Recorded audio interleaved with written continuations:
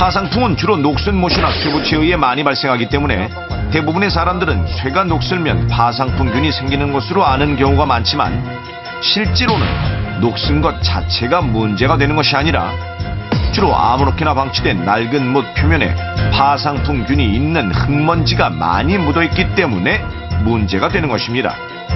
보통 파상풍균이 침범하는 경로는 어떤 상처들 때문인데요. 교통사고라든지 하는 큰 상처 때문에도 올 수 있지만 작은 상처를 통해서도 균이 침범할 수 있기 때문에 상당히 주의가 필요하고요. 그리고 파상풍 자체는 이미 감염이 돼서 증상이 나타나면 특별한 치료제가 없기 때문에 예방접종을 통한 예방이 가장 중요한 질환입니다.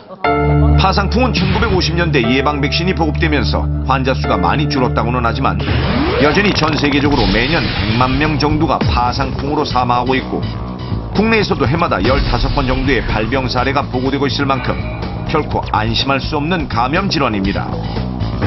이처럼 무시무시한 결과를 초래하는 파상풍균은 클로스트리움 테타디라는 균인데 상처를 통해 몸속으로 들어온 이 파상풍균은 약 사흘에서 2주 정도의 잠복기를 거쳐 증상이 나타나기 시작합니다.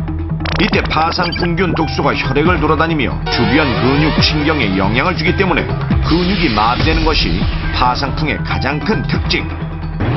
초기에는 입 주변의 근육이 경직돼 입을 벌리기가 어렵고 음식물을 씹기가 어려워지며 얼굴과 목의 근육이 긴장되어 침을 흘리며 이를 가는 등의 증상이 나타납니다.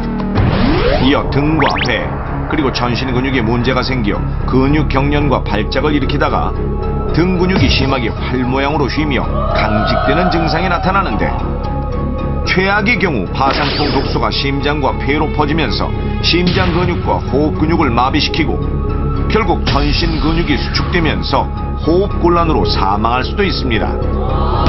특히 근육마비와 같은 증상이 나타나기 시작하면 단 사흘 안에도 사망할 수 있고 이때 사망률은 무려 약 20에서 70%로 매우 높은 편이며 특히 면역력이 약한 신생아나 영유아 그리고 노인의 경우는 사망률이 100%에 이를 만큼 치명적입니다. 따라서 애초에 파상풍균에 감염되지 않는 것이 최선. 파상풍은 우리 몸에서 항체를 자연적으로 생성하지 않기 때문에 현재 가장 좋은 예방법은 바로 예방접종입니다. 즉 예방접종을 해야 파상풍균에 대한 항체가 생기고 파상풍균에 대해 안심하고 생활할 수 있는 것.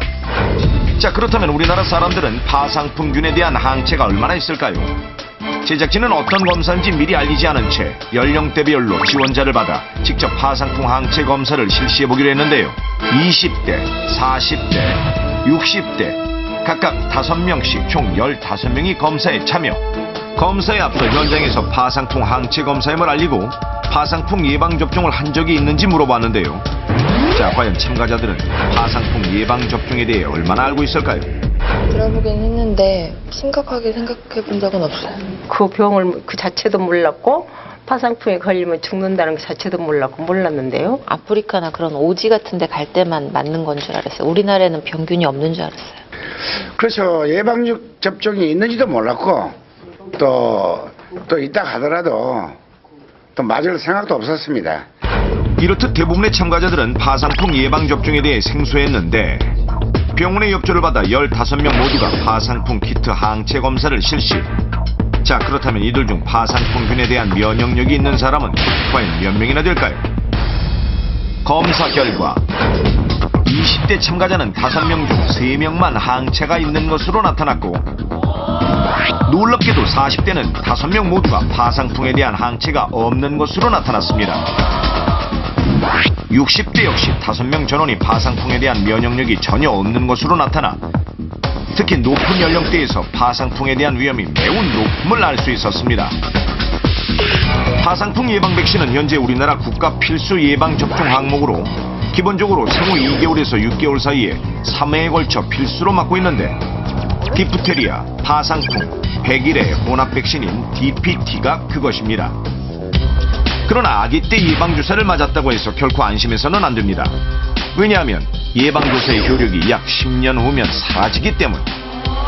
따라서 12살 정도가 되면 파상풍 백신을 반드시 다시 접종해야 하고 성인들 역시 10년에 한 번씩은 예방접종을 해야 파상풍균으로부터 안전할 수 있습니다. 특히 이 파상풍 백신은 1958년도에 국내에 처음 도입되었기 때문에 1958년 이전 출생자